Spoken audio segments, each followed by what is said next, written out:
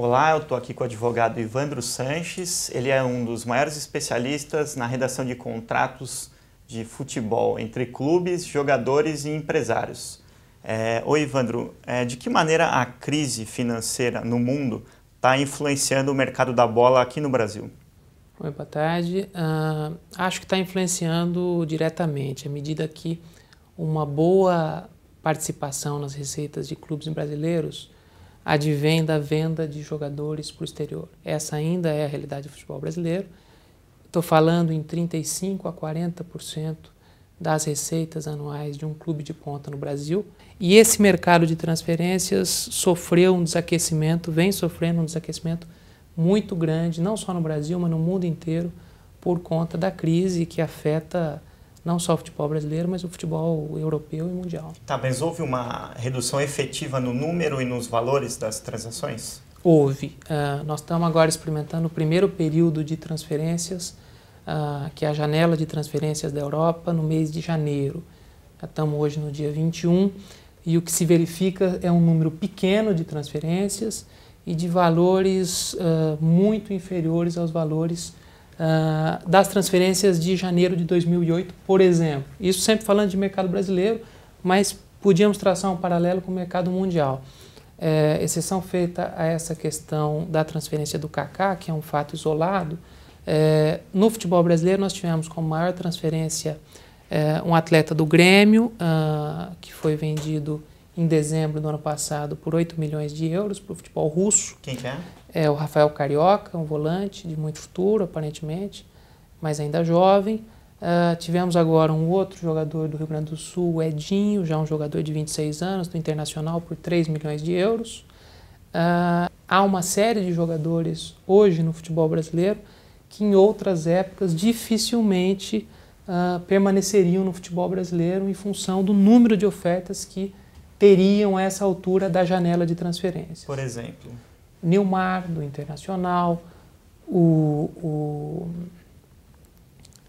volante do São Paulo, Hernanes, que foi a revelação do último Campeonato Brasileiro, D'Alessandro, do Internacional, poderia citar o Miranda, do São Paulo, poderia citar o Dentinho, do Corinthians, o Douglas, do Corinthians.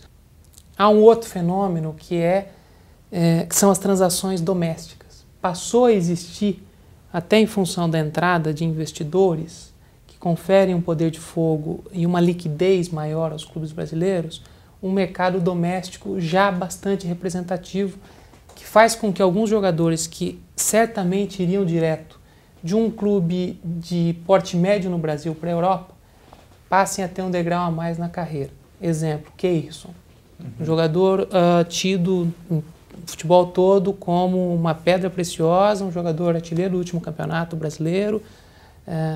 Bastante jovem. Bastante jovem, uma revelação de muito futuro e que vem do Curitiba para o Palmeiras.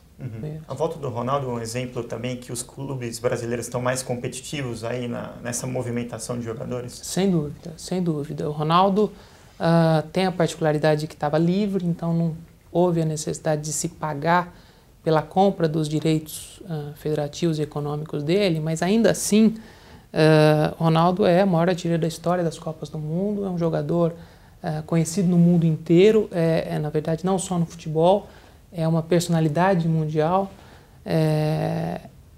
e tinha propostas para jogar em vários países. A despeito de vir de recuperação, etc., tinha propostas para jogar em vários países. Em relação aos patrocínios das empresas para os clubes, também está se verificando uma maior dificuldade para fechar os contratos, para os clubes alcançarem os valores pretendidos? Sem dúvida. Veja, e isso é uma questão até que foge um pouco só ao futebol. É muito delicada a situação de uma empresa que numa semana anuncia cortes na sua folha de pagamentos de 200, 300 pessoas, 300 funcionários, e na semana seguinte anuncia um contrato de patrocínio de 14, 15 milhões de reais. Existe um número considerável de potenciais patrocinadores que passou a ter um problema, inclusive de política interna, para anunciar uma medida que tem muita visibilidade.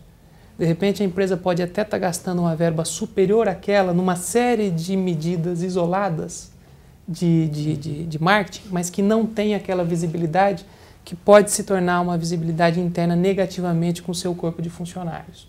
Tá, esses clubes que estão estreando aí com a camisa em branco, ainda sem patrocínio nos seus campeonatos estaduais, você vê motivo para preocupação ou a tendência é que eles consigam também fechar contratos aí com um pequeno aumento no valor dos patrocínios em relação ao passado, igual ao Palmeiras?